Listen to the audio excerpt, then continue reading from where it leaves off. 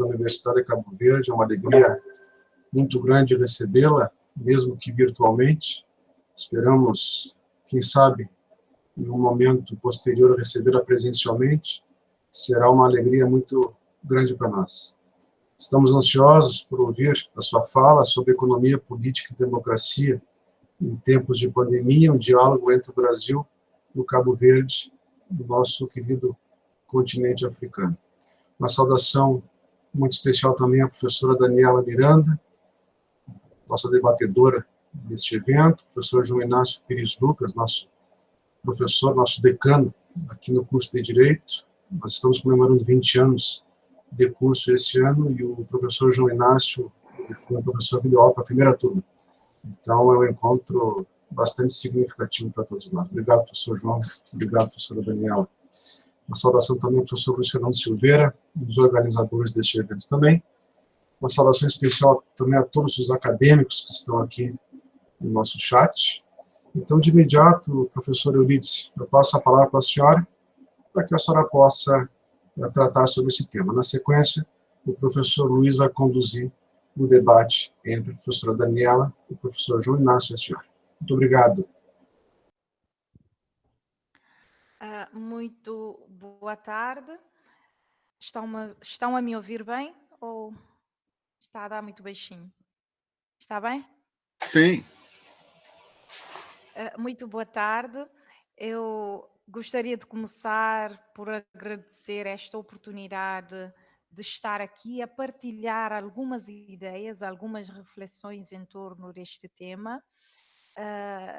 Antes de mais, agradecer especialmente a minha colega Daniela Miranda, que eu conheci em Coimbra, uma amiga e querida. Eu já estive em Rio Grande do Sul, eu já estive na casa dela, eu já conheço alguma dinâmica dessa região do Brasil. Eu gosto muito do Brasil porque temos algum contacto, a minha universidade tem algum contacto com algumas universidades no Brasil, tenho ido com alguma frequência. Infelizmente 2020 ainda não fui por causa dessa pandemia, mas haverá sempre oportunidades de fortalecermos os laços pessoais e institucionais. Isto é sempre muito positivo para Cabo Verde, porque Cabo Verde tem vindo a receber muita contribuição de universidades brasileiras. A nossa universidade pública, nós temos várias outras universidades que são privadas, mas até pouco tempo, tínhamos uma universidade pública, a principal. Agora acabaram de criar mais uma universidade que vai estar numa outra ilha, que também tem cariz público. Portanto, nós na universidade pública temos tido várias parcerias, convênios com universidades brasileiras, e isso tem permitido a mobilidade de investigadores brasileiros para Cabo Verde e de investigadores cabo-verdianos para o Brasil. Não só investigadores, professores e investigadores, como também estudantes, investigadores e mesmo estudantes que vêm participar em programas de formação na nossa universidade pública aqui. Quando nós iniciamos essas parcerias com o Brasil, havia sempre uma relação afetiva que nos incentivava muito nessa relação institucional.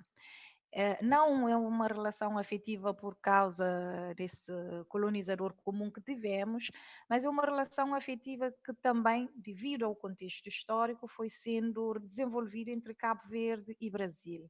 Nós, em Cabo Verde, muito cedo começámos a questionar o colonizador, o pai, e passámos a aproximar-nos muito do Brasil, visto sempre como um irmão mais velho, um irmão que tinha condições para se desenvolver sozinho e que foi independente no século XIX, muito antes de nós. Nós só conseguimos alcançar a nossa independência em 1975. Portanto, celebramos no dia 5 de julho agora os 45 anos da independência nacional, ainda 4 décadas e meia, um período muito curto comparativamente com o Brasil. E essa situação é ainda muito mais particular porque Cabo Verde é um país muito seco, agreste, é um país do Sahel. Nós temos essa relação histórica antiga com o Brasil, de aproximação ao Brasil, através da literatura até, a literatura nordestina do Brasil, é aquela que nós sempre tomamos como uma referência, porque o Nordeste do Brasil é muito parecido em termos sociais e geográficos com Cabo Verde. A realidade paisagística é muito próxima, o contexto social, até econômico dessa região é muito próximo a Cabo Verde, os dramas da seca. Então, todos esses escritores que retrataram a questão do Nordeste, Graciliano Ramos, de Vidas Secas e outros, são sempre lidos, foram sempre lidos no decurso da história de Cabo Verde e serviram como uma referência para Cabo Verde. Portanto, as nossas relações são nesse sentido, são relações também culturais, diplomáticas, temos várias embaixadas no Brasil, são relações hoje universitárias, relações familiares também, e relações políticas, político-diplomáticas e, portanto, e outras. Uma das questões que eu gostaria muito de trazer para essa reflexão, eu tenho acompanhado o Brasil na medida das minhas possibilidades e na medida das informações que vão me chegando, eu acho que há uma preocupação muito central que poderíamos começar por refletir juntos. É só uma reflexão em voz alta e partilhar, e de forma partilhada, que é a questão das divisões ideológicas.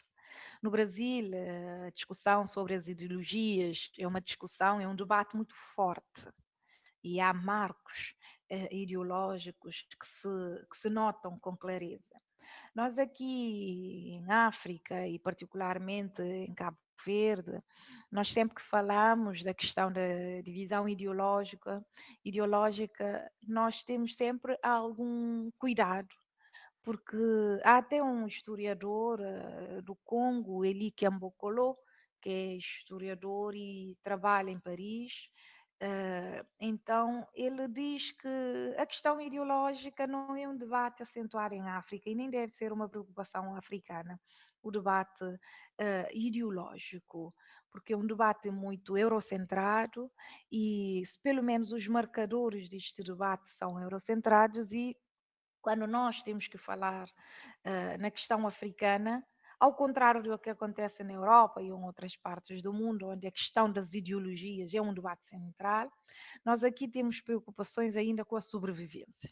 Portanto, com ganhar, vencer a luta do desenvolvimento. Então, muitas vezes, as barreiras ideológicas fazem sentido, obviamente, quando um partido ou outro está no poder, mas praticamente as diferenças ideológicas são ínfimas entre os partidos políticos em África, por causa de várias outras questões. É uma área de pesquisa que tem sido desenvolvida, há muitas teorias sobre isso, mas eu fico sempre a observar essa dimensão, porque eu vejo agora nos Estados Unidos, eu vejo no Brasil, eu vejo nos países europeus uma discussão e, sobretudo, este momento a ser muito marcado pelo debate ideológico.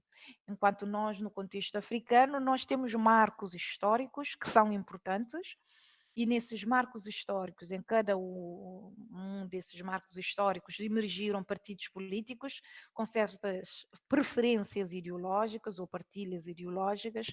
Por exemplo, há dois marcos históricos, um que tem a ver com o período da luta de libertação nacional e o outro que tem a ver com o período da luta pela abertura política, portanto, o período da democracia, instalação da democracia multipartidária em Cabo Verde. No período da luta de libertação, nós tivemos 5 séculos de regime colonial português. O país foi descoberto ligeiramente antes do Brasil, entre 1460 a 1462. O Brasil é 1500, portanto, nós fomos descobertos ligeiramente antes do Brasil. Ao contrário do Brasil, que não tinha uma população, que tinha uma população autóctone, indígena, nós não tínhamos uma população autóctone, somos 10 ilhas, na altura do descobrimento foram, segundo a versão oficial, foram ilhas, encontradas ilhas desertas e acabaram por vir para aqui uma parte ínfima da população europeia, uma parte menor da população europeia e a grande massa escrava.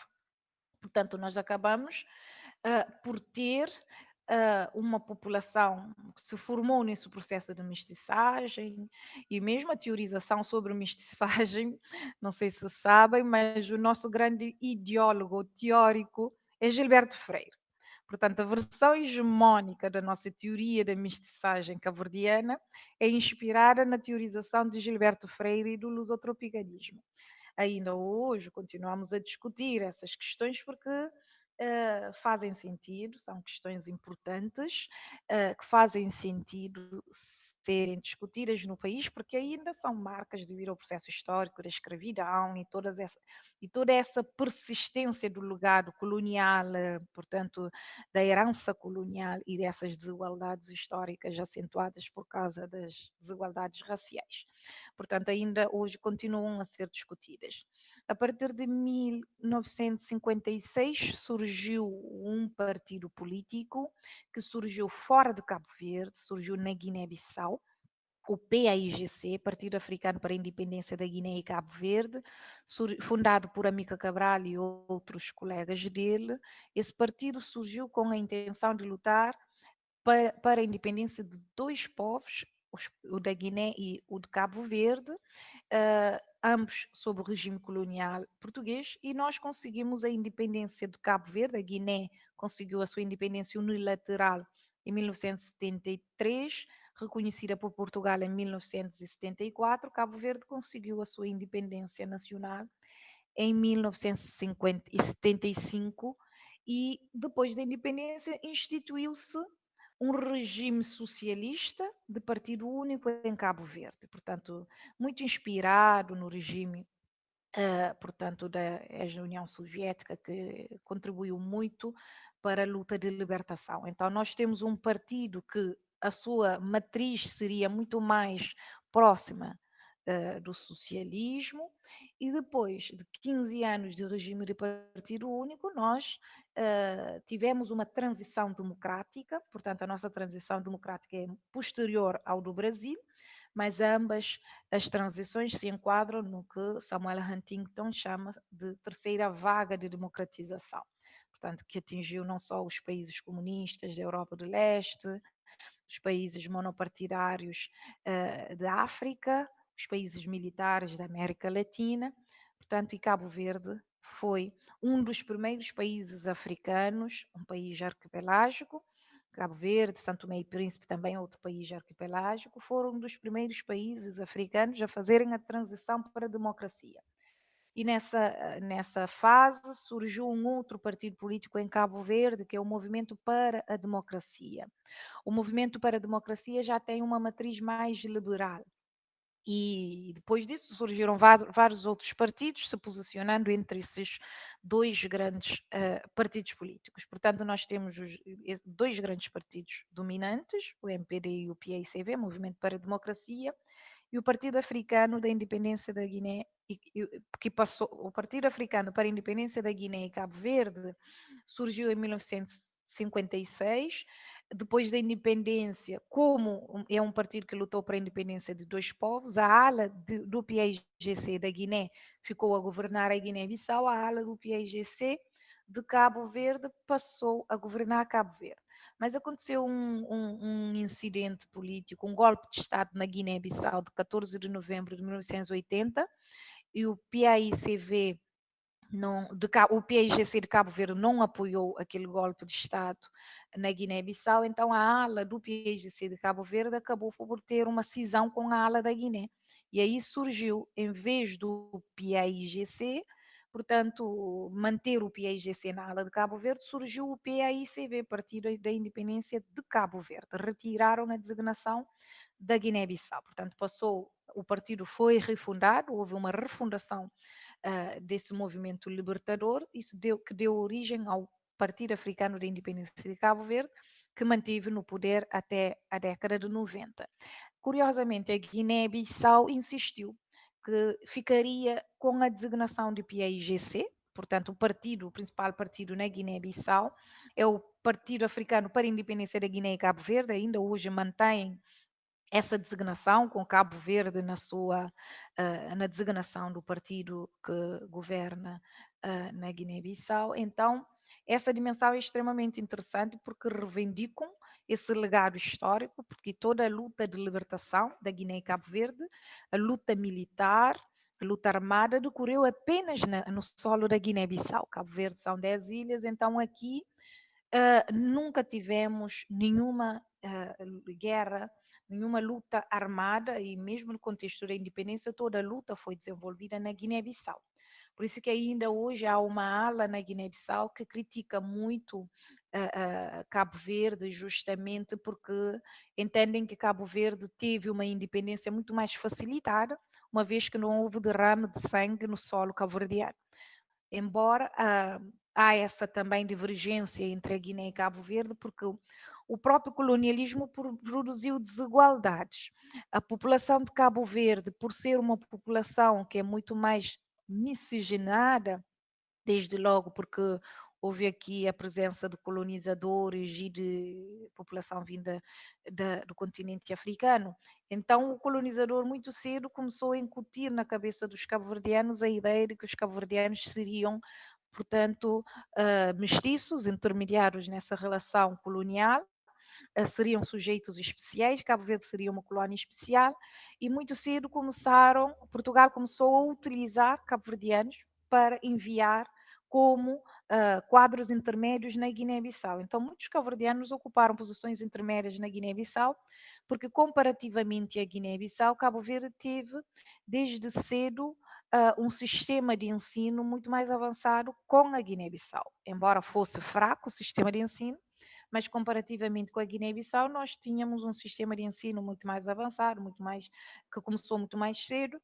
Então, os quadros cabo-verdianos eram enviados para a Guiné-Bissau, e isso contribuía para a contradição entre a Guiné, para fomentar a contradição entre a Guiné-Bissau e Cabo Verde. Portanto, a Guiné sempre com uma educação muito mais deficitária, Cabo Verde a ocupar os postos intermédios, nunca alcançando os postos cimeiros, porque os postos cimeiros eram para os portugueses colonizadores, mas Cabo Verde sempre ocupando esses postos intermédios. E aquilo, obviamente, que alimentava um conflito entre a Guiné-Bissau e Cabo Verde. Quando houve a separação entre o PAIGC da Guiné e o que passou a ser o PAICV de Cabo Verde, muitos quadros cabo-verdianos que estavam na Guiné regressaram, portanto, a Cabo Verde, e portanto, essa dinâmica também um bocadinho desigual entre Guiné e Cabo Verde. Cabo Verde nunca teve guerra civil, nós nem no período da luta de libertação não tivemos luta armada aqui, depois da independência nós não tivemos nenhuma luta, guerra civil aqui, pelo bem do país. A Guiné-Bissau foi, portanto, passou durante o período da independência, esses 47 anos, no caso da Guiné são 47 anos de independência. Durante esse período a Guiné-Bissau enfrentou várias guerras civis, ainda está numa fase de instabilidade, não conseguiu ainda se afirmar enquanto um país estável. Portanto, o Cabo Verde não, Cabo Verde é um dos países Cabo Verde é considerado um dos países mais estáveis de África, um dos países com melhor índice de democracia, e, portanto, essa estabilidade e, sobretudo, o facto de ser considerado um exemplo de democracia em África, embora sendo um país insular, pequeno, com 500 mil de habitantes, nós temos o dobro da população da nossa população está na diáspora, portanto nós somos um país diasporizado, temos quase 1 milhão de cabo-verdianos na diáspora e 500 mil no território nacional de 10 ilhas. Portanto, é tão pequeno o país que caberia numa cidade brasileira. Então, nós temos várias preocupações, que são preocupações ainda com a estabilidade, sobretudo de alguns indicadores macroeconômicos, etc., indicadores do desenvolvimento. A nossa preocupação tem sido, portanto, em torno desses dois grandes marcos, que produziram partidos, um partido mais socialista, outro partido mais liberal, mas ainda assim as desigualdades ou as diferenças entre esses partidos não são diferenças. Nós não temos discussões aqui em Cabo Verde que fossem discussões fortes em termos ideológicos. Nós não temos. Então, costumamos muito apontar essa situação dizer que efetivamente os partidos não têm grandes diferenças. Há nomenclaturas, há processos históricos que marcaram esses dois grandes partidos políticos, mas devido à dificuldade estrutural do país, mesmo que um esteja no poder, sente a necessidade de adotar medidas que poderiam ser mais de esquerda, que na Europa ou na América Latina ou em qualquer parte do mundo se poderia considerar como medidas mais de esquerda ou medidas mais de direita. Portanto, se um partido mais liberal, neste momento temos o partido mais liberal no poder, que tem políticas públicas que são mais associadas como políticas mais de esquerda e outras que são mais de direita, podemos diferenciar mais a nível das políticas, mas não a nível dos partidos. Portanto, há essa preocupação. De maneira que, mesmo agora com a pandemia, há questões fundamentais que o partido no poder, que é um partido liberal, tinha que dar respostas. Nós somos uma economia informal, a sociedade cabo-verdiana tem uma economia informal. E vários países, o continente africano no geral, a maior parte da população, mais de metade da população do continente africano vive e depende do setor informal. Portanto, a economia informal tem uma força tão grande e em Cabo Verde é a mesma coisa, portanto, temos mais de metade da população cabo-verdiana dependente da economia informal, o que acaba por gerar alguma insegurança, porque a taxa de cobertura da previdência social é muito baixa na sociedade cabo-verdiana.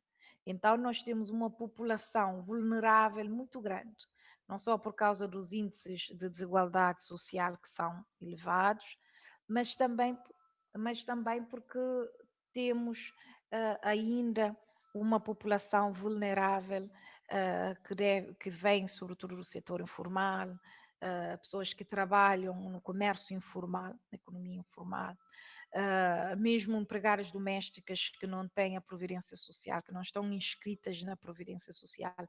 Apenas 16% das empregadas domésticas estão inscritas na Previdência Social. Então, temos dados que mostram a preponderância do setor informal. E essa preponderância do setor informal gera instabilidades. Por quê? Porque há muitas famílias que dependem do ganha-pão, do dia a dia, que dependem da rua. E numa situação de emergência, de pandemia global, em que há a decretação de um estado de emergência, seguindo todos os trâmites de um estado de direito democrático, a primeira coisa o primeiro ressentimento é sobre a economia. Portanto, como é que as famílias vão viver, como é que essas empresas, não só as empresas informais, como as pequenas e médias empresas, e mesmo as grandes empresas à escala de Cabo Verde são coisas insignificantes, comparativamente com o que acontece no Brasil. Então, é toda a economia que é afetada perante a questão do estado de emergência. Portanto, há todo um choque que se provoca na economia, tem a ver também com a sociedade e o Estado. Estando aqui em causa um micro-Estado, um pequeno Estado insular, a capacidade de reação do Estado, eu logo no início da pandemia, eu disse que Cabo Verde teria uma vantagem e uma desvantagem por ser um pequeno Estado insular. A grande vantagem é porque somos ilhas, então temos uma vantagem territorial na contenção do alastramento dos casos. Portanto, poderíamos, e sobretudo logo no início foi fechado as fronteiras foram fechadas, mas quando as fronteiras foram fechadas também começamos a se ressentir, a sentir as desvantagens de estarmos num pequeno estado insular. É que nós dependemos do exterior, não só nas nossas importações, mas também nós dependemos do turismo. Então a pandemia teve um impacto muito forte em Cabo Verde devido ao turismo. Cabo Verde é um país insular, um país que principal atividade econômica agora, a economia é uma das áreas mais importantes e estratégicas. Nós somos ainda um país agrícola, essa coisa toda, num país de seca, portanto, vivemos da agricultura num país de seca, agora temos essa tendência para a terceirização. Então, todas essas questões são importantes. Quando acontece a pandemia, fechamos a fronteira, portanto, deixamos de receber turistas, deixamos de receber, portanto, esse contingente que contribui para é o maior, é o setor que mais contribui para o produto interno bruto do país. Depois também deixamos de ter esse contacto com os nossos imigrantes, sendo Cabo Verde um país com uma vasta diáspora, uma população maior na diáspora do que no território nacional, o dobro da população está na diáspora, então nós sentimos muito essa relação que temos entre o país e a diáspora contribui grandemente para o desenvolvimento do país. A diáspora manda remessas, as remessas dos nossos imigrantes são fundamentais para as nossas famílias, justamente porque temos essa economia informal, essa preponderância da informalidade na sociedade cabo-verdiana, temos essa vulnerabilidade social muito grande. Então, muitas das nossas famílias dependem do que recebem como remessas da diáspora. Então, todas essas coisas acabam por dificultar e muito todas essas situações de vulnerabilidade do nosso país acabam por ser mais agravadas, a nossa vulnerabilidade acaba por estar mais agravada na situação de pandemia. Portanto, a pandemia só veio agravar ainda mais a nossa vulnerabilidade. Se Cabo Verde já é um país vulnerável, com essa pandemia tornou ainda mais exposto, o país ficou muito mais exposto, as famílias ficaram muito mais expostas e a camada mais pobre da população sentiu muito mais. As nossas desigualdades são visíveis, desigualdades sociais, regionais, de género, tudo isso, mas a pandemia acabou por agravar ainda mais essa dimensão. Esses elementos, quer do ponto de vista da questão que eu inicialmente coloquei, que tem a ver com a ideologia, o facto de não termos um debate ideológico muito acentuado em Cabo Verde. Temos sim diferenças, pequenas diferenças, temos políticas públicas que possam ser mais associadas a uma ideologia ou a outra que não há, não tem havido grande distinção quando um partido ou outro está no poder, em certas áreas, noutras, sobretudo em questões que têm a ver com a economia ou as políticas sociais, aí temos algumas ênfases muito mais salientes, mas gostaria sobretudo de pontuar essa dimensão que tem a ver com as desigualdades sociais, sobretudo o facto de também estarmos num país onde a economia informal é preponderante. Que tipo de vulnerabilidade surge a partir de um contexto em que a economia informal é preponderante, ou seja, a mão do Estado. O Estado não dá cobertura e o Estado acaba, mesmo a nível da providência social, o Estado não tem tido a capacidade de fazer uma cobertura para todos. Então, nós temos uma situação em que a larga maioria da população do país não tem acesso à providência social, à segurança social. Então, essas situações de vulnerabilidade são maiores. A pandemia tem contribuído para a vulnerabilizar ainda mais a população mais pobre, e nós temos todas essas situações. Eu gostaria de deixar apenas essas notas iniciais, e a partir daqui podemos discutir e talvez o que vocês acham que possa ser interessante refletir aqui, podemos partilhar, sempre nessa lógica de que estamos a refletir em voz alta, estamos a construir uma reflexão conjunta, porque me interessa muito o momento atual que o Brasil está a viver, e quando vejo para o meu país e vejo que as coisas acontecem de outra maneira, nós temos uma sociedade civil que é muito mais intensa, muito mais pujante, muito menos pujante do que do Brasil. Portanto, o Brasil tem uma sociedade civil, pelo menos é essa a ideia que nós temos, que o Brasil tem uma sociedade civil muito, muito mais crítica, muito mais atuante, muito mais pujante. Então, não só por causa da escala, mas por causa dessa interligação das universidades com os movimentos sociais e tudo isso, nós aqui não temos essa interação muito grande. Por quê?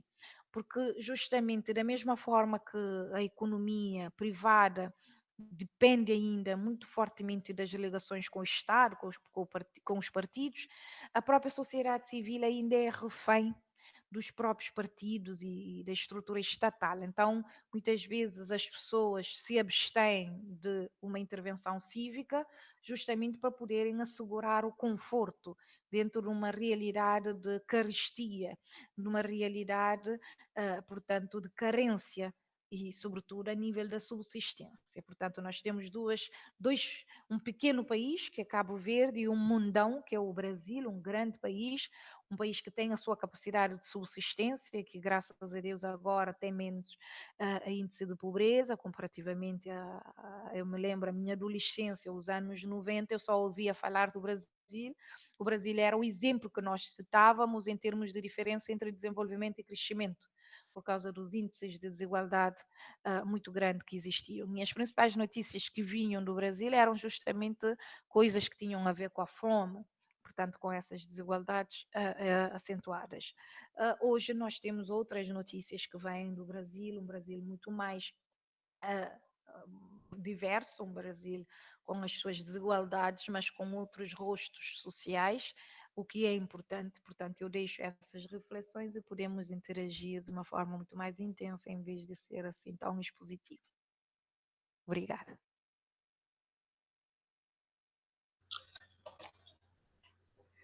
Muito boa tarde, doutora Euridice Monteiro. Muitíssimo obrigado pela sua exposição e pela sua disponibilidade de participar aqui conosco. Então, sem dúvida, uma oportunidade maravilhosa para os nossos alunos e também para nós de podermos conversar um pouco e aprendermos um pouco com a senhora. Os cumprimentos aos demais professores participantes aqui do evento e a todos aqueles que nos assistem. Eu vou passar a palavra, então, para o Dr. João Inácio Pires Lucas, para a gente começar o debate. Inácio. Em primeiro lugar, eu quero agradecer o convite, cumprimentar a professora Eurídice. É um prazer falar com a senhora. Na época da minha graduação, eu estudei na Universidade Federal, aqui do Rio Grande do Sul, e eu tive vários colegas cabo-verdianos, e alguns deles até acabaram permanecendo aqui no Rio Grande do Sul, né? Mas sempre tive colegas e era uma interação sempre muito amistosa, né? E me chamou muito a atenção isso e fui procurar conhecer mais um pouco sobre Cabo Verde, né? Até pelo intermédio deles. Eu quero cumprimentar também os colegas professores, a professora Daniela, colega debatedora, o professor Luiz Fernando e o professor Guilherme. Dizer que como eu fui muito precoce, eu comecei a dar aula com 5 anos. Então, por isso que eu sou um decano novinho, né? Cumprimentar também os alunos, né? E dizer como são boas essas nossas conversas, para que possamos destacar as nossas semelhanças e diferenças, né? E temos diferenças e semelhanças, né? Assim, com Cabo Verde, especialmente a descrição da professora assim, foi muito objetiva e elucidou-nos bastante sobre os aspectos políticos, que é a minha área, né? Assim como cientista político, mas também como sociólogo me interessou um pouco essa questão da economia informal e da desigualdade, né? Mas ainda, eu acho que uma comparação importante que nós podemos estabelecer, né, professora, em relação aos partidos políticos, né? Eu diria, assim como um estudioso dos partidos, que o Brasil também não tem partidos políticos assim, muito consolidados, né? E naquelas matrizes ideológicas, como do início do século XX ou até na época da Guerra Fria, assim, né? O Brasil, ele tem um misto de uma estrutura partidária com matizes ideológicas tradicionais, eurocêntricas, da esquerda à direita, socialismo, liberal, grupos mais conservadores, mais progressistas, mas também tem um pouco aquela dinâmica norte-americana, assim, de partidos que não tem muita diferença e que tendem ao centro, especialmente os principais partidos, né? O Brasil, assim como na própria Europa, ele acabou também sofrendo ao longo do século XX um processo assim de minimização das diferenças ideológicas, né? E tivemos nas últimas décadas também partidos muito semelhantes, né? A ponto de que a nossa estrutura federal ela é tridimensional, temos as eleições nacionais, as eleições estaduais, né, das unidades federativas, as eleições municipais, e nós temos tido coligações de todos os partidos com todos, né, salvo raras exceções, né. Nós temos 33 partidos agora reconhecidos, né, os nossos partidos são de uma estrutura nacional, mas, e tirando uns 10 que têm pouco apoio, uns outros 20 celebravam coligações das mais diversas ideologicamente falando. Tanto que o nosso modelo de sistema presidencial, chamado de presidencialismo de coalizão, ou um presidencialismo parlamentarista, ele teve, digamos assim, do período de redemocratização para cá, praticamente governos de coalizão que iam da esquerda à direita, né? Nós tínhamos esquerda no governo e fora, e direita no governo e fora, né? Então, digamos assim, esse debate ideológico que eventualmente possa ser um pouco mais intenso, e à luz dessas questões globais, né, que temos lá com o Trump, o presidente Bolsonaro, tem grandes afinidades, alguns outros políticos europeus, assim como temos afinidades assim no campo mais progressista, social-democrático, socialista-democrático, né, do Brasil e do mundo, mas eu diria que temos uma intensidade ideológica intermediária. Porém, por mais intermediária que seja, muito dessa cultura ocidental, os partidos no Brasil, eles são muito fortes dentro do sistema político, no sentido até do monopólio da representatividade ser dos partidos. Nós temos os partidos com uma relativa força, né, no sistema, mas muito fracos no enraizamento social, a ponto de que é quase uma ofensa alguém dizer assim que é de um partido. Como aquelas doenças graves que as pessoas acham que só tem o vizinho. E é muito comum no Brasil, né, existir uma visão antipartidária nas instituições, na sociedade civil. É comum as pessoas dizerem assim, não, eu não sou de partido, assim, é como se ela, não tem a doença lá grave, sabe? Seja aí, e geralmente partido, quem tem, assim, nossa, é um horror, as pessoas que assumem, né? Não no sistema governamental, no legislativo, né, os partidos são fortes, eles têm uma força na indicação de cargos de confiança, mas quando a gente vai para as universidades, vai para os clubes esportivos, vai para as entidades da sociedade civil, que até tem uma relativa organização, não é padrão no Brasil.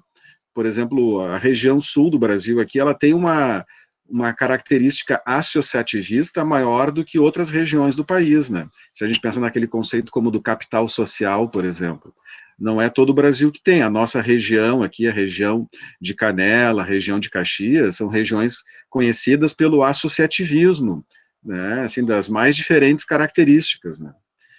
Mas esse associativismo não vê bem, com bons olhos, os partidos políticos. Há sempre uma visão antipartidária, né? E muito também por causa dessa discussão ideológica. Eu diria, essa pergunta que eu faria, né? Porque a gente percebe isso no Brasil.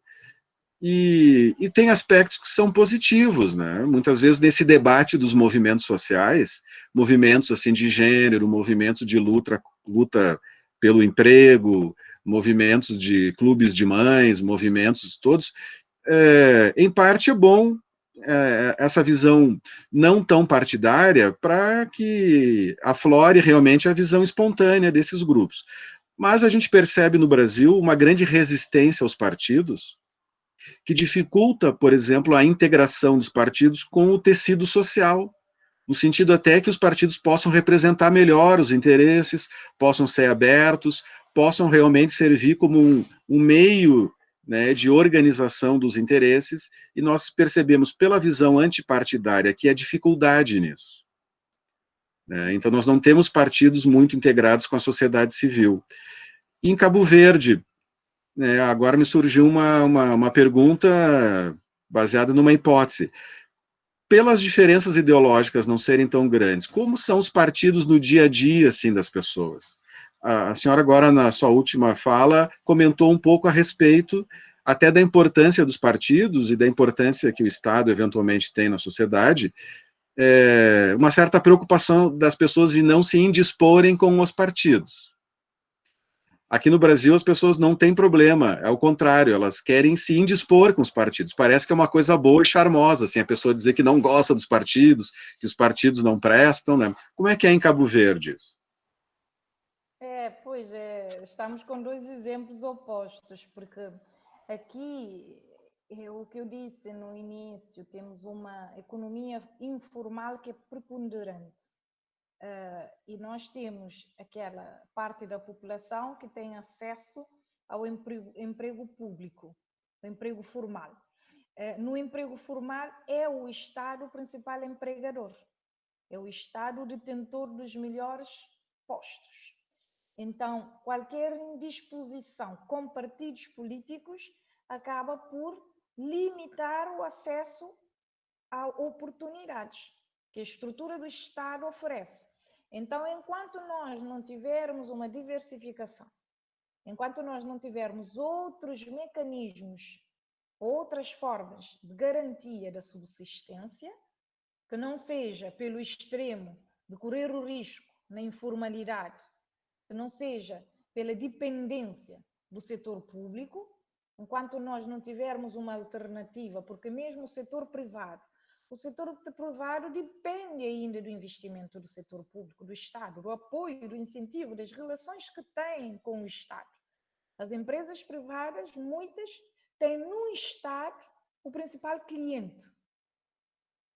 Portanto, então, ainda temos essa dificuldade de exercício de uma cidadania muito mais crítica, de atuação de forma muito mais contundente, porque muitas coisas podem ser comprometidas pela nossa ação cívica. Infelizmente, o país é pequeno, todos se conhecem, essa lógica de interconhecimento leva muita gente a se retrair com o medo de ser penalizado. E há represálias, e as represálias aqui, nós não estamos num país em que as pessoas, portanto, desaparecem ou são perseguidas de forma direta, mas há mecanismos indiretos de cerceamento das oportunidades ou de até aqui há uma coisa que portanto, no Brasil as pessoas querem dizer que não têm partido, não gostam de partidos, em que em Cabo Verde muitas vezes dizer que alguém é de um partido é fechar as portas a essa pessoa. Conotar uma pessoa com um determinado partido pode ser fechar as portas daquela pessoa perante o outro partido. Ou então, associar-se a um partido, permitir a sua conotação com um partido, é aumentar a sua relação ou a sua empatia junto daquele partido. Portanto, às vezes as pessoas estrategicamente se posicionam com o fim prático de obterem algum dividendo, sobretudo nessa lógica de subsistência. Subsistência profissional, subsistência até diária. Portanto, há muita gente que vive disso, de pular de um lado para o outro, ou de associar um lado ou ao outro, com o intuito de ainda usufruir desses benefícios. Isto para dizer que nós estamos a falar de um país ainda com vulnerabilidades, com problemas estruturais. Um país que ainda depende de muitas lógicas de subserviência para a sua subsistência. A sociedade civil não é pujante, não é crítica, porque a sociedade civil ainda é refém desse sistema, em que há um Estado empregador, em que há uma economia muito vulnerável, muito frágil, o setor informal, que é preponderante na sociedade cabo-verdiana, é onde estão as camadas mais pobres da sociedade. Portanto, nós temos uma estrutura social muito frágil, e isso acaba por condicionar a ação de cidadania. E, infelizmente, nós sabemos que é a classe média que acaba por despoletar esses movimentos cívicos, quando nós temos ainda uma classe média dependente do Estado, ou que ambiciona empregos no Estado. Essa classe média acaba por ser muito mais contida. O Brasil tem a sorte de ter largos setores que não dependem diretamente das relações umbilicais que se estabelecem com partidos que são detentores dos cargos públicos de confiança ou dos cargos políticos de forma mais vasta. Portanto, em Cabo Verde, essa é uma preocupação, e mesmo a comunicação social acaba por ser atingida por essa lógica de bipartidarização. Nós temos 2 grandes partidos políticos, portanto, a bipartidarização acaba por condicionar até a comunicação social. Há pessoas que tentam identificar que jornalista é mais próximo de um partido ou do outro. Consoante a identificação partidária, assim, a atuação, ou então, assim, é o fim prático que se deseja em relação à articulação entre a pessoa e as estruturas públicas. Portanto, nós temos um contexto que, eu diria, é um contexto muito frágil. Eu, por exemplo, eu sou académica, eu sou professora, eu não tenho uma relação partidarizada com nenhuma das alas. Eu vim ainda um pouco com o espírito de Coimbra, muito contestatária. Então, em Cabo Verde, muito cedo, as pessoas foram me identificando como uma pessoa tendencialmente independente. Então, os 2 partidos políticos tentam adivinhar qual é a minha proximidade, se é com um ou com o outro. Passam a vida a questionar isso. Há tempos aconteceu uma coisa interessante, porque eu faço parte, convidaram-me, por acaso foi convite do Estado, em representação do Estado, convidaram-me para ser membro de um conselho independente da Rádio e Televisão Pública de Cabo Verde. Esse conselho independente, portanto, o Estado deixou de nomear diretamente o Conselho de Administração da empresa pública de rádio e televisão. Então, é esse o Conselho Independente que tem a responsabilidade, a incumbência de nomear o Conselho de Administração da rádio e televisão pública. Portanto, demora a garantir uma maior independência dos órgãos de comunicação social. Sobretudo, os órgãos públicos são os que mais poder tem numa sociedade em que o Estado tem um peso muito grande. Portanto, agora que o Estado não interfere, há um Conselho Independente que é composto por 5 membros, um membro representante da plataforma de todas as ONGs existentes no país, um outro membro representante dos trabalhadores da rádio e da televisão, um outro membro representante das associações, da Associação dos Municípios, e 2 membros designados pelo Estado, que é o dono da empresa. Portanto, o Estado designa 2 membros. E eu sou uma das designadas pelo Estado, eu e um outro colega meu, que também é académico. Portanto, nós fomos designados pelo Estado. E pressupõe-se que nós, os 2, somos independentes. Há uma ideia de que não temos vínculo político partidário e que, portanto, como somos, até eu sou comentadora política, apareço com alguma regularidade na rádio e na televisão e escrevo para jornais, então posiciono-me como uma académica e não como alguém com ligação a um partido ou outro. O outro meu colega também é a mesma coisa. Pressupõe-se que somos independentes, mas quando nós designamos os membros do Conselho de Administração da Comunicação do Estado, algumas questões surgiram. Surgiram algumas questões justamente a dizer que um fulano ou outro pode ser mais próximo de um dado partido, e que talvez o próprio Conselho Independente deveria repensar esses nomes, porque são nomes que podem estar vinculados a um partido ou outro. Eu fiquei a pensar muito naquilo, porque efetivamente nós, pelo menos nós que fazemos parte do Conselho Independente, alguns de nós somos marcadamente independentes. ou pelo menos não temos vínculo político partidário. Temos toda a liberdade de ter os vínculos que quisermos, agora ou no futuro, ou quando bem quisermos. Mas, pelo menos, a sociedade entende que, de momento, não temos nenhum vínculo e que somos pessoas idôneas, capazes de fazer essa identificação e designar as pessoas que bem entendermos, consoante os critérios que também definimos. Agora, parecer as pessoas a suspeitarem que, afinal, um nome ou outro poderá ser menos, deveríamos escolher pessoas inteiramente independentes que não tivessem vínculos com um partido ou outro para compor esses órgãos de comunicação social, isso levou-me a pensar, obviamente que não nos perguntaram a nós, membros integrantes do Conselho Independente, era mais um jogo político, mas isso mesmo assim me levou a pensar em algumas coisas. Porque nós efetivamente fizemos uma avaliação curricular profunda das potenciais referências que podíamos indigitar, convidar para fazer parte daquele conselho. E uma das coisas que nós observamos é que sempre que escolhíamos determinados, porque fizemos uma grande shortlist, uma pequena lista, mas agora vai ser uma grande shortlist. Então, com vários nomes, e sempre que colocávamos certos nomes, havia sempre essa questão. Portanto, dificilmente encontraríamos nomes de pessoas com um currículo relevante, com uma experiência profissional relevante, que não tivesse estado relacionado com um partido ou outro, ou que não tivesse passado por uma administração ou outra, associada a um partido ou outro.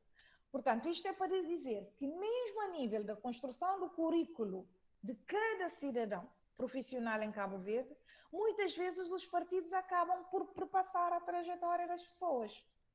Porque eu, por exemplo, para eu desempenhar um cargo relevante em Cabo Verde, tenho que estar com aproximação a um partido ou outro. Eu estou a dizer posso dizer Joaquina, Maria, Pedro, Paulo. Portanto, para alguém assumir uma função de relevo em Cabo Verde, quer a nível das empresas do Estado, quer a nível das instituições públicas, há sempre essa busca de uma aproximação partidária. Portanto, mesmo no percurso, porquê? Porque o Brasil, por exemplo, eu ouço com regularidade os meus colegas do Brasil dizerem que foram prestar provas públicas, estão num concurso público disso, daquilo, para não sei o quê, para um conjunto de coisas. Os meus colegas no Brasil estão sempre em concursos públicos, estão sempre a submeterem-se a concursos públicos. Nós aqui em Cabo Verde não temos essa generalização de concursos públicos. Ainda as oportunidades surgem a partir de convites, a partir de nomeação, a partir de indicação. Então, se nós não temos uma generalização de concursos públicos, e mesmo quando há concursos públicos, como o país é pequeno, é muito mais fácil identificar quem é quem, é muito mais fácil identificar se uma pessoa está vinculada a um partido ou a outro, aí há sempre uma força muito grande dos partidos políticos a condicionarem o acesso ou a restrição de certas pessoas em relação a oportunidades públicas que surgem. Públicas, digo eu, mesmo em relação a empresas com participação do Estado. Portanto, isto é para dizer que é difícil em Cabo Verde encontrar um cidadão ou uma cidadã que tenha um currículo, que seja um profissional com experiência relevante a nível de administração. Vamos ver, porque nós, aquela função, precisávamos de alguém que tivesse experiência de administração, na empresa pública ou privada. Mas aqui, muitas vezes, as pessoas que se lançam para o setor privado, para as empresas privadas, são pessoas que antes beneficiaram do setor público. E depois, com a capital que adquirem, em termos de capital cultural e rede de relacionamento e mesmo capital financeiro, vão lançar ao setor privado. Então, é difícil encontrar pessoas com experiências relevantes, porque não era possível alguém no início da carreira, tinha que ser com pelo menos 4 anos de experiência de administração, portanto, como membro da administração de empresas públicas ou privadas. Quem é que vai ser membro da administração de empresa pública ou privada em Cabo Verde, com anos de experiência, com competitividade, que não tivesse um vínculo com A, B ou C? Portanto, sempre que avançávamos nomes, aparecia sempre esse fantasma, fulano é do partido A, fulano é do partido C, até que nós deixamos de ver para essa questão e começamos a ver pelo perfil que tínhamos em mão. Portanto, há uma preocupação muito grande aqui em Cabo Verde com a partidarização das pessoas, mas efetivamente, se as pessoas não tiverem um vínculo político partidário, não constroem um currículo satisfatório ou um currículo de relevo, de peso, a não ser que essa pessoa queira viver do setor informal. A não ser que essa pessoa queira se dedicar ao comércio, mas mesmo assim, mesmo que você tenha uma empresa, às vezes, imaginem que eu tenha um restaurante. Se eu tiver um restaurante, mas eu for do partido A, B ou C, eu posso usufruir de muita coisa. Portanto, muita gente do Estado, no momento que o partido tal possa estar no governo, pode frequentar o meu restaurante. Portanto, eu posso ter um restaurante que seja a preferencial para um setor ou para um grupo de... Portanto, essas relações que se estabelecem são relações que alargam-se, que extravasam a dinâmica do espaço público e político, acaba por alastrar-se a toda uma sociedade. Portanto, essas teias relacionais, esses benefícios que o Estado, de estar numa posição de poder na estrutura do Estado, potencia, é muito grande e, portanto, num contexto de carência como Cabo Verde, é muito importante refletir nisso. O Estado ainda é o principal gerador de desigualdades, porque quem está no Estado beneficia e contribui para a geração de desigualdades, para acentuar as desigualdades, porque beneficia e distribui para a sua rede de clientela. Portanto, esta questão é uma preocupação muito grande numa realidade como a nossa. Felizmente, o Brasil tem uma estrutura empresarial, uma estrutura industrial, um sistema agrário, uma dimensão social, uma rede social de reciprocidade muito grande que permite desviar a estrutura do Estado. Aqui, infelizmente, ainda não conseguimos nos desviar dessas influências do Estado. Portanto, isto é muito importante para refletirmos, porque ainda o país, 45 anos de vida como país independente, ainda estamos assim, estamos nessa situação.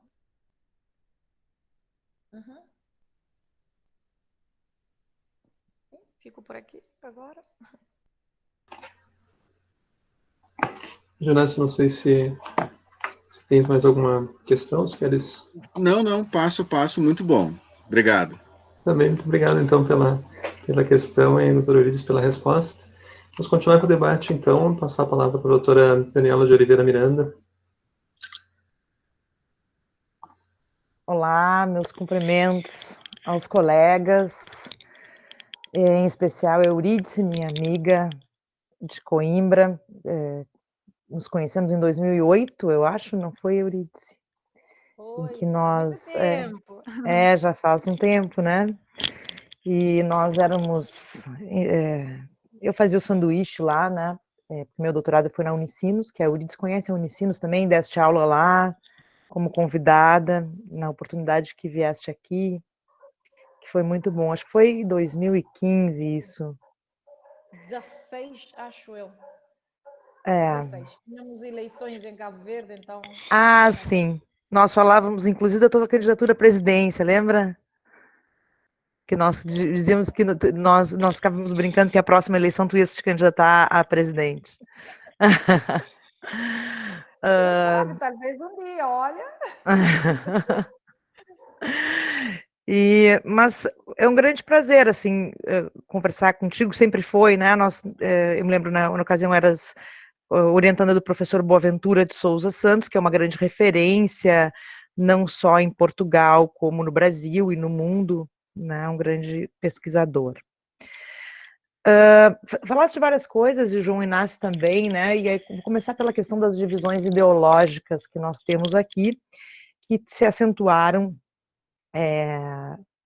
desde 2013, quando começaram as primeiras manifestações aqui no Brasil, que culminou na queda da presidente Dilma, que era a presidente da República na época, E, enfim, a questão econômica de 2018, que nós tivemos uma primeira grande crise ali econômica, e que a pandemia acaba trazendo à tona coisas que já existiam aqui, que já existem, né? Então, começando pela questão ideológica, a questão ideológica aqui ela é tão forte, diferentemente daí, que inclusive a medicação que agora está se falando, né, para tomar em relação à pandemia, algumas medicações, elas são ideologizadas, não é a questão não é mais científica, é uma crença, ou você acredita que vai dar certo ou não, né? Inclusive, nós brincávamos, né, hoje de manhã sobre isso, eu e tu, que eu vou fazer uma pergunta, se o presidente da República de Cabo Verde tomava cloroquina, porque aqui tem uma propaganda pelo lado, inclusive pelo próprio presidente da República. Então, essa é uma ideologia. Então, se você é a favor do remédio, você é a favor de algum grupo ideológico, ou contra. O que é um absurdo, se nós pensarmos em termos científicos, o que é a ciência, né? Como se desenvolvem medicações, enfim. Então, esse é apenas algo explicativo, elucidativo, em relação à questão ideológica, que acabamos, então, desde, eu acho que 2013 ali, quando há essa separação ideológica entre nós odiamos a esquerda, né, ou somos da direita, somos conservadores, entre ódio ao PT, que era o partido que estava já há um bom tempo na presidência da República, essa polarização, digamos assim, se torna mais acentuada e vai ter um reflexo grande em 2018 nas eleições. Eu lembro que tinha o slogan de um candidato aqui no Rio Grande do Sul, que ele dizia, o meu partido é o Rio Grande, mas isso antes, né? Ele dizia que não tinha partido. Então, havia um medo de ser de partido, porque os partidos estavam envolvidos desde o Mensalão e Lava Jato, que foram partes importantes aqui da questão política, todos os partidos estavam envolvidos em corrupção. Então, dizer que era de algum partido acabou sendo um atestado de você também defende os corruptos. Isso, então, torna, talvez, mais frágil essa questão de se colocar, né, em relação a isso. Outra questão da tua fala, que tu falaste do livro do Gilberto Freire, né, como marco teórico, e aí tem a questão aí eu fiquei pensando naquele livro Casagrande Senzala, que faz uma divisão de elite importante, né, principalmente no Brasil, de como essas elites se comportam. Depois tem outros autores brasileiros que um pouco desconstroem isso, mas a gente tem a questão da escravidão, né, muito forte aqui, e essa é uma divisão social extremamente forte, né, o que aí não acontece porque a questão da escravidão em Cabo Verde foi diferente, né, se utilizava esse país para comercialização de pessoas para serem escravizadas, inclusive aqui no território brasileiro, e essa diferença de elite brasileira entre o colonizador, entre os portugueses, os colonizadores, e os escravos, isso tem um reflexo até hoje, né, e essa pandemia que chega, ela acaba tornando um pouco mais evidente um problema que já existe.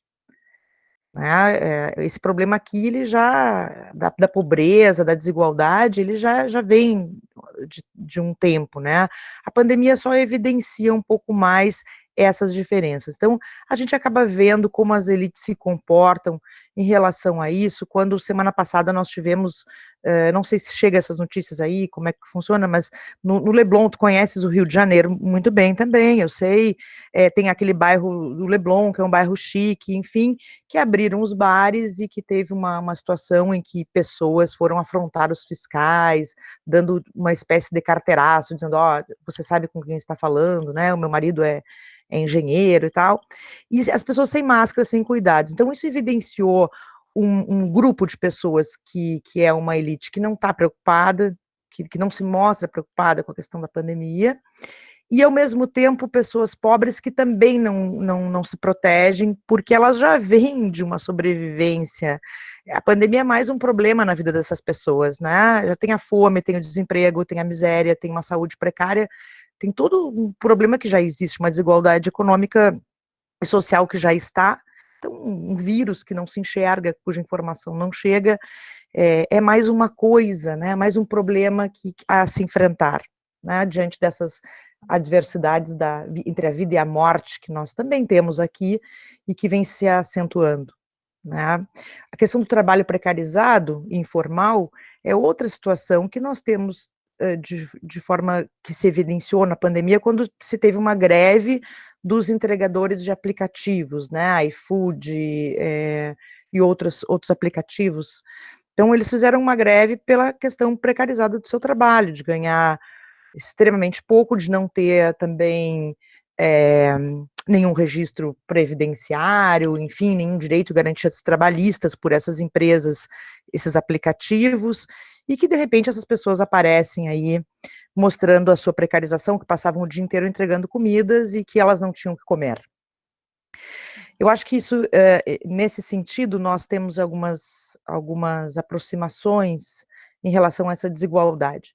Mas a minha questão, em relação a isso, né, eu queria te perguntar se Cabo Verde teve alguma política de Estado, tanto em relação à renda mínima, proteger a população, para que houvesse um controle não só de você não pode se movimentar, não pode trabalhar, mas algum auxílio do governo, e como a população se comportou diante disso, já que aqui nós temos esses comportamentos diversos, né?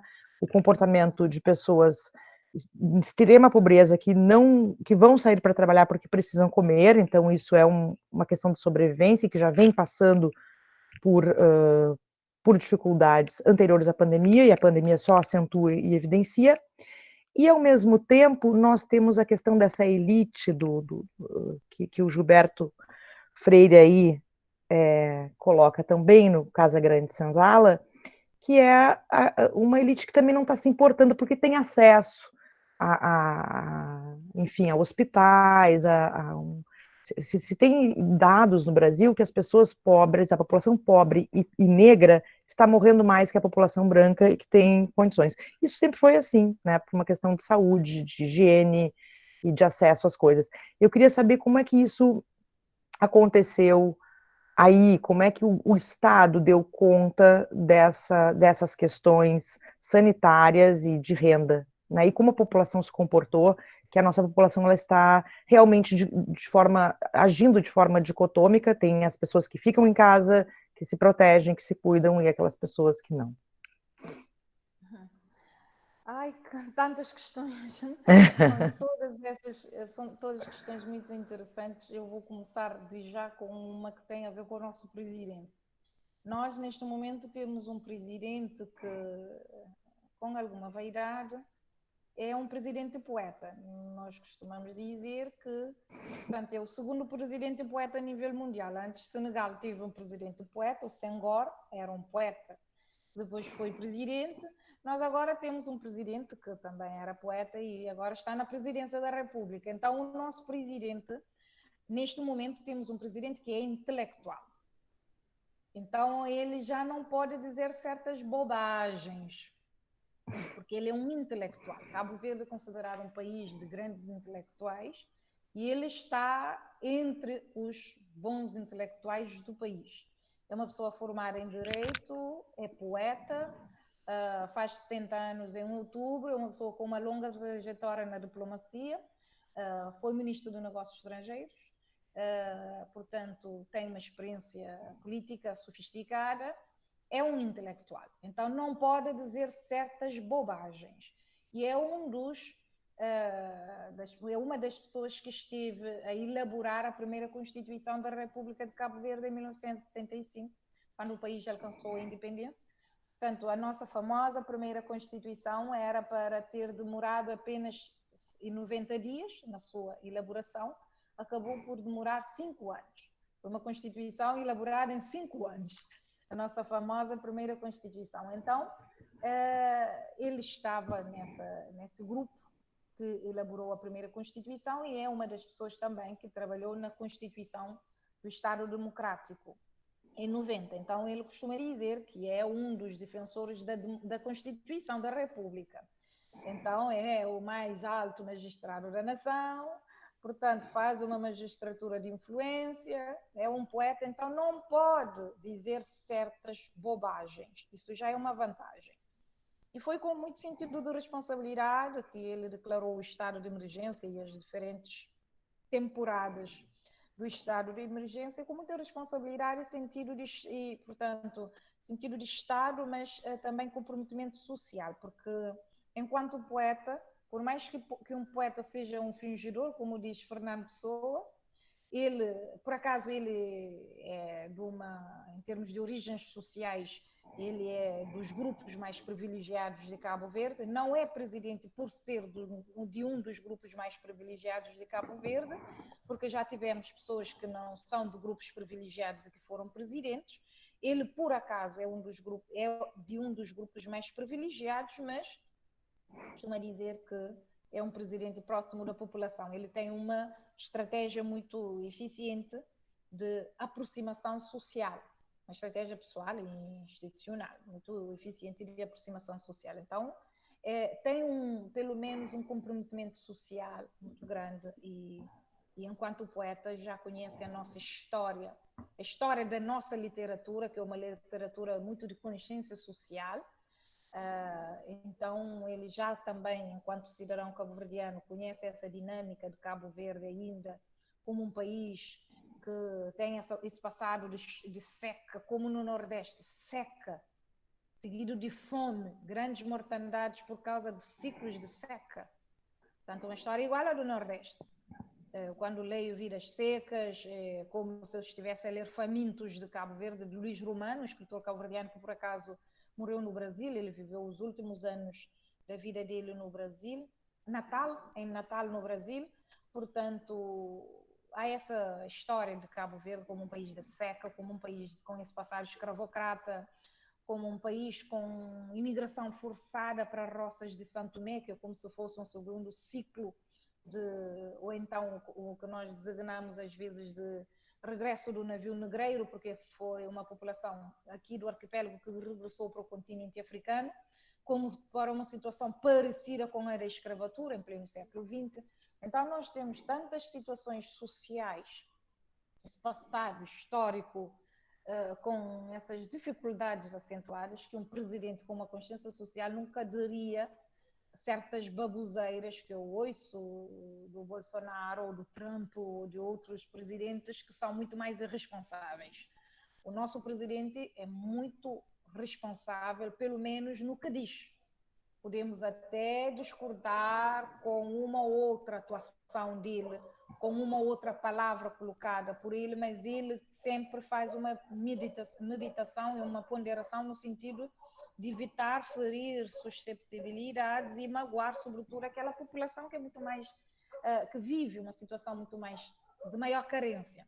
Então, é um presidente, eu não diria que é um presidente com uma sensibilidade social, mas diria que é um presidente responsável e não um irresponsável. Nisto, eu por acaso, sou muito próxima dele, porque ele é um acadêmico, eu também sou escritora, então sou muito próxima dele, eu conheço e apoiei a candidatura dele. Eu faço parte da equipa que apoiou a candidatura dele, então, comprometidamente, eu de vez em quando vejo coisas que não gosto e, portanto, há coisas que eu gosto e não me envergonho do mandato dele. Ele já está no fim do mandato, termina o mandato em 2021, portanto já está no fim do ciclo. Em 2021, outubro de 2021, provavelmente teremos as próximas eleições presidenciais e ele, portanto, termina o mandato daqui a 1 ano e poucos meses.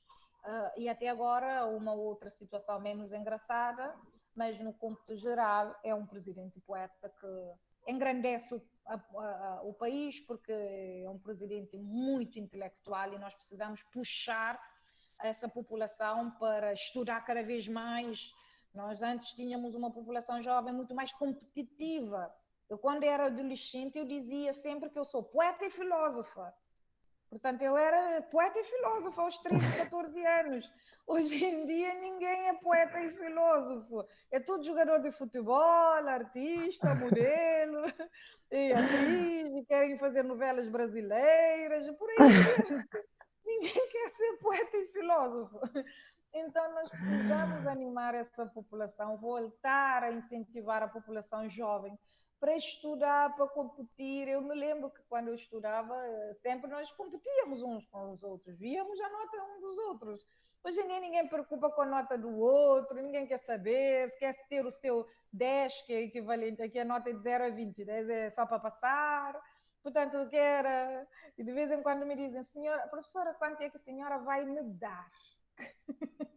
Quanto é que a senhora vai me dar? Portanto, os alunos estão na desportiva, assim, a brincar. Portanto, precisamos de um presidente ou de referências que incentivem a dedicação, a luta, ao trabalho. E este presidente, pelo menos do ponto de vista intelectual, a postura dele é uma postura que valoriza muito mais do que desprestigia. Portanto, isso é bom para nós, para o país, ter um presidente muito mais cauteloso, embora no nosso sistema político, nós estamos num sistema semipresidencial, o nosso presidente é uma figura que tem os seus poderes, mas há uma preponderância do governo. O governo tem uma força muito mais do que o presidente da República. Portanto, é um sistema bicéfalo, com duas cabeças. O poder executivo é dividido pelo presidente da República e pelo primeiro-ministro, mas o governo tem mais força executiva.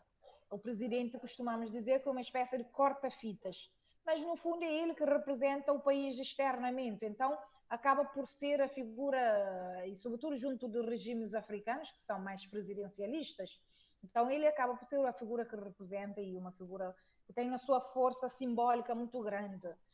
Embora em termos executivos não está diretamente com uma força grande a nível da execução de políticas públicas no país. Portanto, essa é uma questão que era um ressalvo. Em relação à questão do Gilberto Freire, que a Daniela colocou aqui, nós padecemos dos mesmos males do Brasil. O Brasil, antes toda a questão da mestiçagem era vista de forma degenerada, a questão da contribuição do negro na cultura e na sociedade brasileira era renegada. Gilberto Freire deu o seu contributo no sentido de resgatar essa contribuição do índio, do negro, portanto, de todas essas diversidades internas do Brasil. O Gilberto Freire colocou isso no debate, mas Gilberto Freire, toda essa corrente que vem do lusotropicalismo, que Gilberto Freire ajudou a fundar e que Salazar agradeceu bastante, Antônio de Oliveira Salazar, o ditador português, agradeceu bastante, até pagou Gilberto Freire para viajar para o tal mundo lusotropical, vir para as Áfricas, ir para a Ásia e circular pelo Brasil e por Portugal para provar que o português tem um modo diferente de estar e de se relacionar e que, portanto, coube ao português criar uma nova raça, que é a raça do mestiço, do mulato,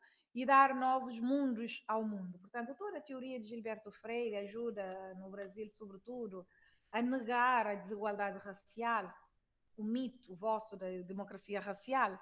Em Cabo Verde nós temos, portanto, nós não falamos das raças, nem da cor da pele, nós falamos da classe. Só que nós fazemos uma tramutação das variáveis raciais em variáveis de classe. Ou seja, o branco é aquele que é rico, o negro é aquele que é pobre. Portanto, o branco passou a significar status, classe. Portanto, jam branco já, eu me embranqueci, significa que eu me tornei da classe mais elevada da sociedade.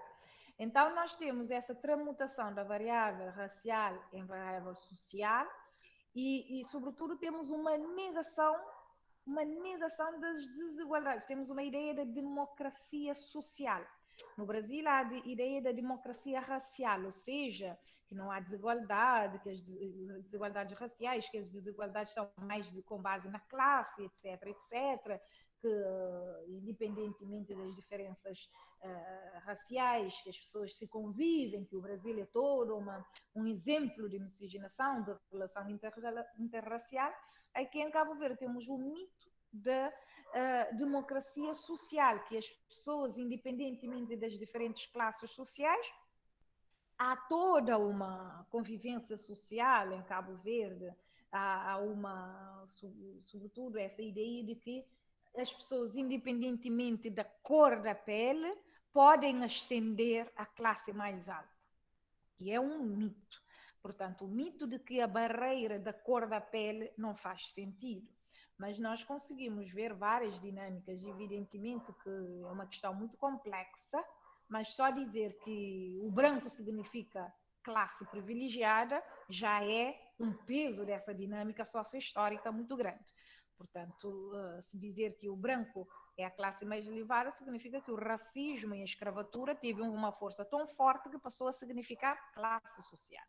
Portanto, simbolizar a classe social. E não é fácil perceber qual é a população mais pobre. Se temos efetivamente uma população mais privilegiada, onde podemos ver pessoas com coloração da mais clara à mais escura, quando vamos descendo para as camadas mais baixas da sociedade, aí o peso, sobretudo as pessoas que estão no setor informal, aí o peso da cor ou a tonalidade mais enegrecida é muito mais visível. Portanto, as ilhas que são mais excluídas são as ilhas que beneficiam menos de projetos de desenvolvimento são justamente as ilhas ou a ilha mais negra do país, ou a área, a região mais negra do país. Portanto, essas coisas não são coisas que, portanto, são mitos, são realidades concretas. Portanto, Santiago Norte é a área mais negra do país e é aquela área que tem maiores índices de pobreza. Isso não é um mito, é uma verdade, é uma realidade histórica e social. Uma realidade que ainda hoje existe. Portanto, essas coisas todas não são discutidas porque não nos interessa. Causa desconforto. Portanto, são questões que causam desconforto. Há pouco tempo foi rejeitado o estatuto especial da capital do país, de Cabo Verde. A capital é parte da ilha chamada Ilha Mais Negra do país. Sempre, do ponto de vista sociohistórico, esse drama da capital estar aqui, numa ilha que foi berço da escravidão, para uma elite supostamente cosmopolita e mais mestiça, isso é um drama existencial. Portanto, se pudessem tirar a capital desta ilha, tiravam. Portanto, se pudessem acabar com esta ilha, acabavam. Se pudessem acabar com esta capital, acabavam. Porque ainda causa desconforto. Então, para nós é difícil discutir a questão da raça. Estamos em permanente negação. No Brasil foi fácil vocês construírem, porque o processo de colonização, o Brasil como era uma área fértil, havia um clima que não era só o quinto dos infernos da Carlota Joaquina, mas também havia áreas mais graciosas. Então, para o Brasil foram muitas órfãs da rainha. Órfãs da rainha eram aquelas meninas protegidas pela rainha que foram com o fito de ajudar a criar famílias brancas no Brasil. Em Cabo Verde, por aqui não vinham, sobretudo para a África, as mulheres brancas vieram em menor número para a África. Então, pronto, o Gilberto Freire diz que o português tomou para si a mulher negra porque o português não é racista. Quando, pronto, no contexto da época, não havendo a mulher branca, sobrava a mulher negra. E não foi através do amor lusotropical, não foi através de uma história linda de amor, da tal pretidão de amor de que fala Camões, que houve essa inter-relação. Foi através do estupro, da violência colonial, da escravidão sexual das mulheres negras, que é a mesma história que aconteceu no Brasil.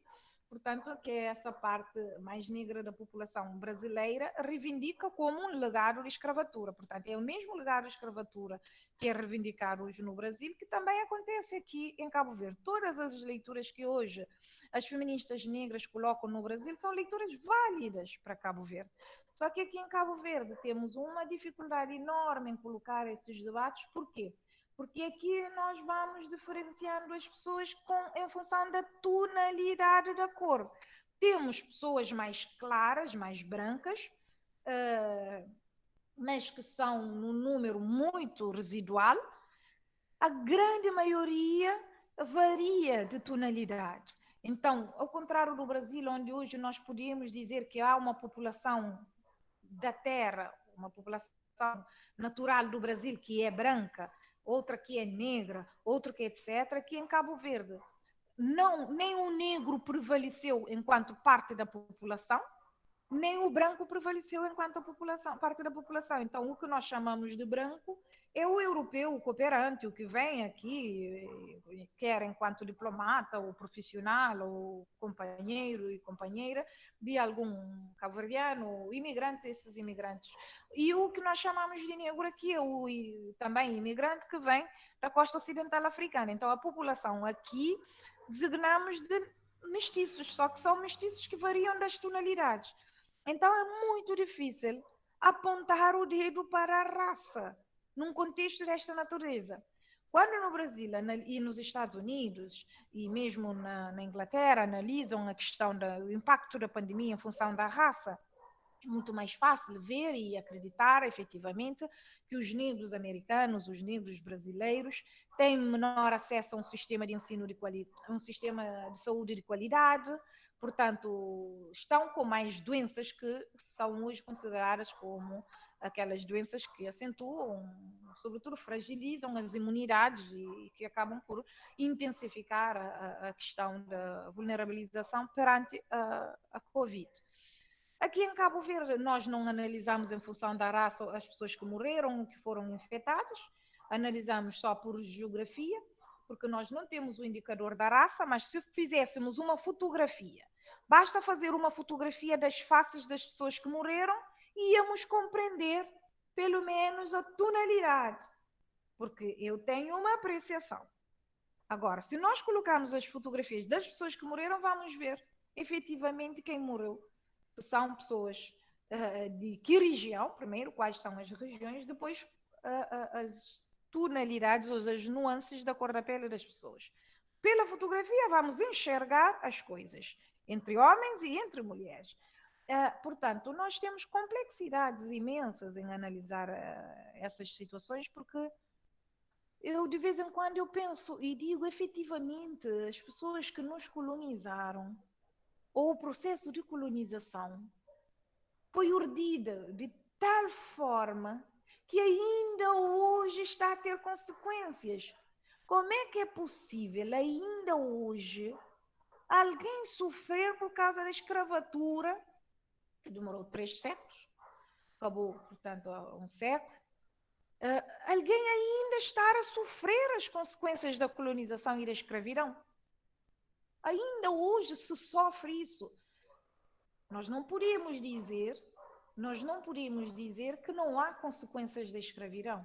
Eu uma vez estava a terminar o meu doutoramento em Coimbra, e era eu e mais 2 colegas, uma menina e um rapaz, terminamos juntos. A menina era neta única, filha única, bisneta única, tudo único. Antes de terminar o doutoramento, ela já sabia que mal terminasse o doutoramento ia herdar uma casa de um avô, um apartamento em Lisboa de um outro avô, ia de férias para tal sítio, ia fazer tal. Eu dizia para essa pessoa, portanto, é todo um conjunto de historicidades que ilustram as desigualdades entre as pessoas.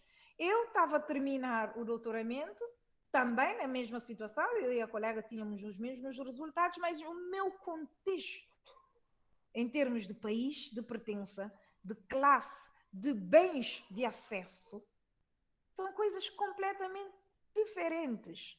Portanto, e mesmo em relação ao acesso à educação na minha família, essa minha colega era filha de advogados, filha de médicos, filha de não sei o quê, o avô já era médico. Portanto, um conjunto de capital social e cultural que ela já adquiriu, embora nós de países diferentes, mas ela de um país que colonizou o meu país e eu do país que foi colonizado por ela, pelo país dela. Portanto, tudo isso tem consequências ainda hoje nas gerações. Eu a estudar em Coimbra, mas eu fui estudar em Coimbra porque o meu país tinha debilidades no sistema de ensino, não tinha uma educação superior internamente, e é em Coimbra onde estão as grandes universidades. Os brasileiros vão para Coimbra em convênios, vão para Coimbra complementar a formação, mas não é por necessidade primária. Podem fazer a sua formação em grandes escolas no Brasil. Nós agora é que estamos a construir as grandes escolas aqui. Portanto, essas desigualdades são desigualdades que Ainda hoje, o contexto da nova geração de cabo-verdianos ou da nova geração de negros em Portugal, de negros nos Estados Unidos, de negros no Brasil, há muitos negros que estão a ser os primeiros a ter acesso a um curso superior, os primeiros a ter acesso a um emprego público. Portanto, os primeiros a comprar um carro, os primeiros a fazer alguma coisa. Eu conheci uma menina no Brasil que disse-me em Belo Horizonte que ela já sabe que não vai conseguir comprar uma casa. Ela estava a terminar o doutoramento. Que não vai comprar uma casa, que é difícil para ela adquirir uma casa antes dos 40 anos ou mesmo 50 anos, comprar uma casa, no contexto da vida que tinha. Portanto, há coisas que ainda são complexas, que são coisas que vêm de um processo longo.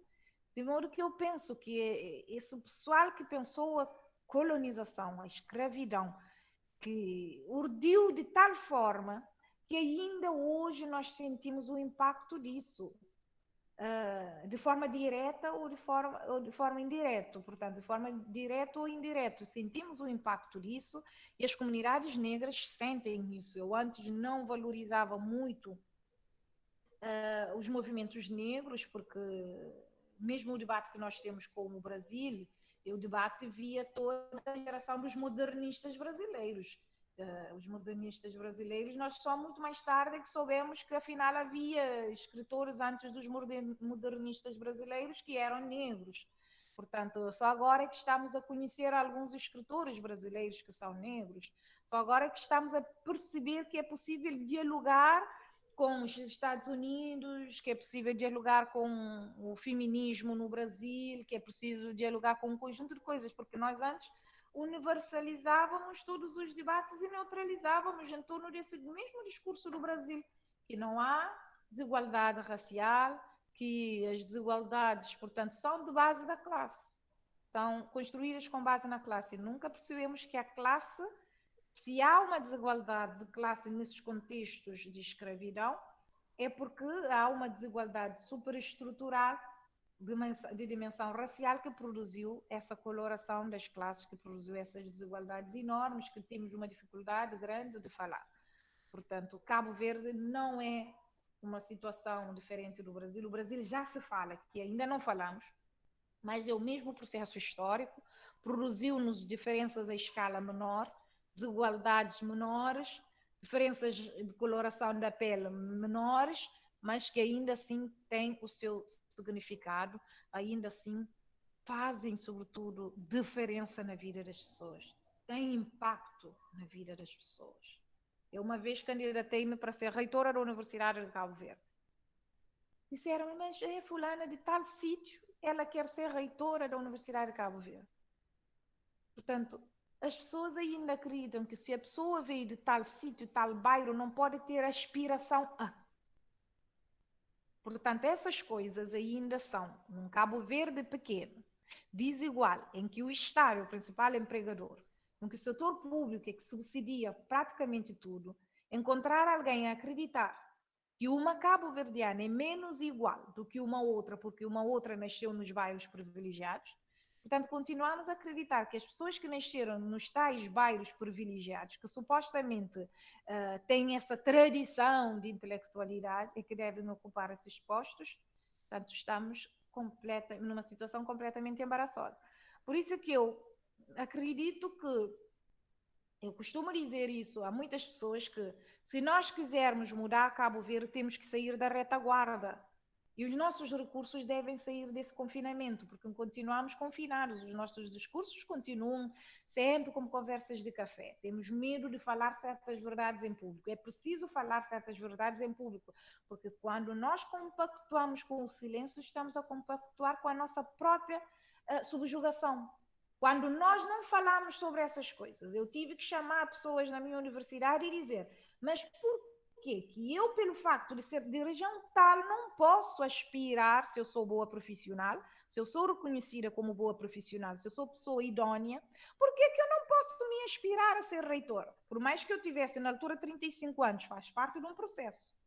Eu posso me candidatar aos 35 anos como uma possibilidade de mostrar que há uma nova geração por vir. Portanto, eu posso fazer o que eu quiser, eu sou profissional, na altura eu tinha todos os credenciais que qualquer candidato precisava e até tinha mais credenciais. Portanto, se nós podemos fazer isso, por que que não fazemos? Porque somos de tal região que não pode, portanto, aspirar a certas posições sociais. Se eu continuar no silêncio, nunca mais alguém da minha região vai sair desse confinamento. Portanto, temos que juntos fazer essa pressão para mudar a coisa. Só que aqui em Cabo Verde ninguém diz nada, toda a gente prefere falar baixinho para não incomodar ninguém. Ok? Eu acho que já estou a falar muito, não? Muito obrigada pelas tuas considerações. Eu provoquei porque eu sabia que viria algo bem interessante aí. Te agradeço, eram essas as considerações que eu gostaria de ter feito. Agradeço mais uma vez a tua participação, teres aceitado o nosso convite. Cumprimento os meus colegas, eu vou me despedindo aqui, porque o Luiz vai fazer o encerramento. Eu não sei se o João Inácio vai também se despedir, então já vou aproveitar para me despedir, cumprimentar a Carol Cirilo, que também nos assiste, está aqui entre nós, sempre prestigiando os nossos eventos, e me despeço de todos. Grande beijo, muito obrigada, foi um grande prazer, sempre é. Espero te ver aqui, né, novamente, quando passar tudo isso. A Eurídice conhece Gramado, eu a levei, né, lembras que fomos até Gramado, estava um dia frio, inclusive. Então, esperamos na universidade para que tu estejas pessoalmente conosco. Beijo, grande Ótimo, beijo, querida. Muito obrigada e um beijo grande. Beijo. Então, os nossos agradecimentos aos debatedores, à organização, ao professor Guilherme Drago, e especialmente à doutora Eurídice Monteiro, pela exposição, pelo debate, pelas ideias e por ter enriquecido um pouco essa noite fria e chuvosa que temos por aqui. Agradeço muito também a presença de todos e muito boa noite.